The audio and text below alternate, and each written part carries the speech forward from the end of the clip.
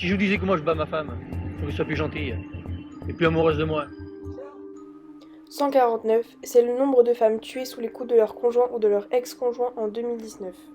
Depuis les années 1970, les femmes ne cessent de se révolter et de lutter contre les violences qu'elles subissent au cours de leur vie. C'est pas d'aujourd'hui, ça a toujours existé, ça. Les femmes battues, il y en aura toujours. Les hommes qui sont battus. Moi, j'ai entendu, j'ai pas vu, mais des femmes en colère qui balancent bien une fourchette, une assiette à la tête de leur mari. Ça se présente, ça, mon petit. Vous n'êtes pas Vous êtes battu. surpris Non, je permettrai pas à ma femme de le faire, d'abord. Car chaque année en France, ce sont 225 000 femmes qui sont victimes de violences physiques et ou sexuelles au sein du couple. 100%, c'est le pourcentage de femmes qui ont subi une agression sexiste au cours de leur vie.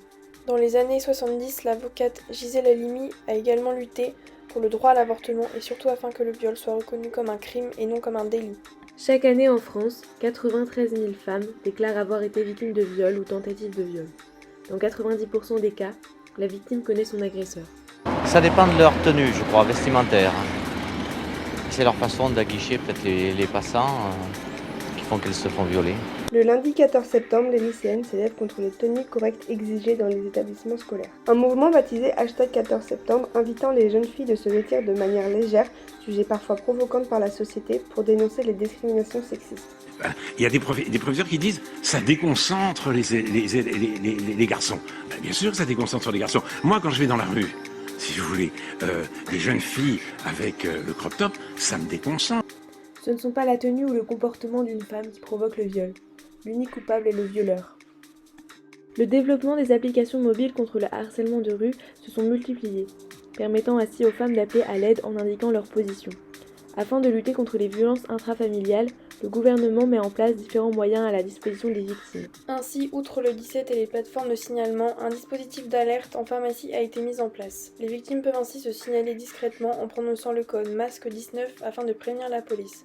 Car oui, le confinement a été un cauchemar parfois mortel pour certaines femmes. Depuis le confinement, les appels en vidéoconférence se sont multipliés et ont été malheureusement la seule possibilité aux femmes victimes de violences conjugales d'appeler à l'aide et de tenter de s'en sortir. Un signe de la main pour permettre aux femmes d'appeler discrètement à l'aide, même en présence de leur agresseur, a été créé au Canada. Il est alors utilisé pendant les visioconférences. Une initiative similaire existe en France, le point noir dans la main, un signe créé par une Anglaise victime de violences conjugales. Vous avez déjà violé des femmes? Oui.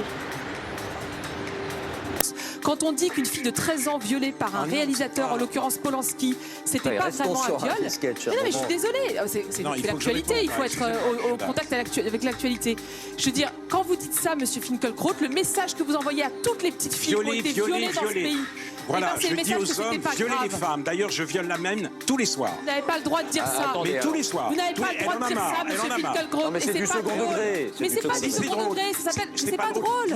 Vous êtes absurde. C'est le samedi 23 novembre 2019 que plus de 50 000 Français se sont réunis dans les rues pour une marche féministe, levant des affiches violettes couleur non genrée et à présent couleur féministe.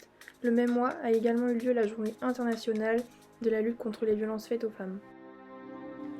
Mais également, selon l'article 222.23 du Code pénal, c'est-à-dire la loi du 22 juillet 1992, tout acte de pénétration sexuelle, de quelque nature qu'il soit, commis sur la personne d'autrui, par violence, contrainte, menace ou surprise est un viol. Ça vaut le coup d'être montré. Je suis venue de Bordeaux pour ça parce que c'est important et qu'il est nécessaire que les choses bougent. C'est hyper émouvant d'être là aujourd'hui et de voir tous ces gens. Et enfin, MeToo c'était chouette, mais tout le monde était derrière son ordinateur. On en a parlé entre nous, entre amis, mais là c'est palpable et c'est beau de voir qu'il y a plein de gens aujourd'hui qui ont décidé de se bouger. Avec une copine, il y a 6 mois, un peu plus maintenant, on a créé une association qui s'appelle Tout à l'abri à Bordeaux, dont l'objectif est d'accueillir les femmes en journée qui vivent dans la rue. Et l'objectif, c'est de créer un endroit où elles puissent reprendre confiance en elles. Et petit à petit, ça entraîne de l'empowerment et ça entraîne de pouvoir parler de questions de logement, d'agression sexuelle, de toutes les autres choses pour lesquelles elles n'ont pas le temps de réfléchir en fait. De plus en plus de mouvements contre les violences émergent grâce aux réseaux sociaux, tels que Balance ton port, 14 septembre, I Was, MeToo, Nous Toutes, qui encouragent la prise de parole des femmes. En fait, vous comprenez pas que c'est ça le sexisme. Tu dis qu'une meuf peut s'habiller comme elle le veut, et ensuite derrière, si je mets mon pantalon, c'est une invitation à quoi? Tu crois vraiment que je suis libre de faire ce que je veux, de dire et faire ce que je veux, de m'habiller comme je veux? Je me pose des questions que tu te poseras jamais dans ta vie. 7 minutes. C'est le temps qu'il vous a fallu pour regarder cette vidéo. mais également le temps pour qu'une nouvelle femme soit violée en France.